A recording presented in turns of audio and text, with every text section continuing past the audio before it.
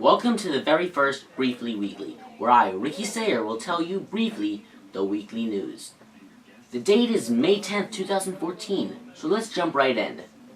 In Ukraine, the crisis has intensified in the now multi-month-long conflict, where on Wednesday, Russian President Vladimir Putin told a news conference that Russia had withdrawn its troops from along the border with Ukraine and that he had asked separatists to drop plans for a referendum on sovereignty this Sunday.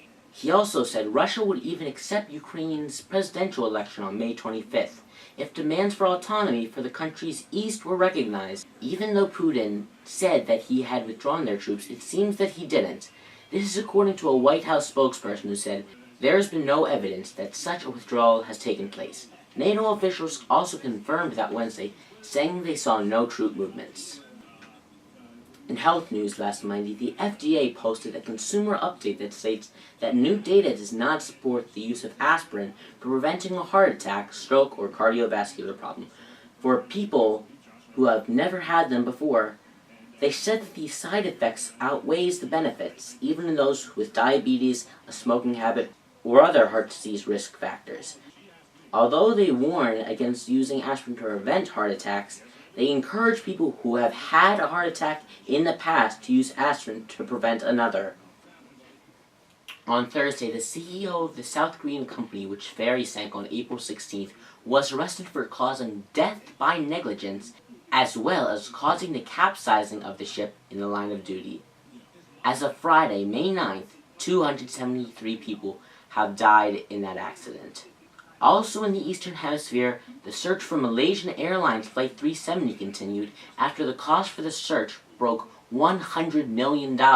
Also on Thursday, the NFL draft took place. The Texans had the first pick, in which they took Jadeveon Clowney, a defensive end from the University of South Carolina. NBC Universal announced on Thursday that they had agreed to a massive deal with the International Olympic Committee and secured rights to broadcast the Olympic Games through 2032.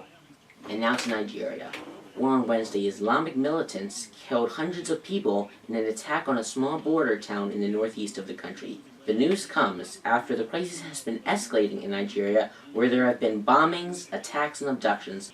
In the attack last Wednesday, 300 were killed, and militants are currently holding 276 school children captive. And finally, in a bit of tech news, Taiwanese media has announced that the iPhone 6 will be unveiled in August, which is much earlier than expected. Well, thank you for watching the very first Briefly Weekly. Don't forget to subscribe and like this video. And if this is the start of something big, then dreams really do come true. See you next week.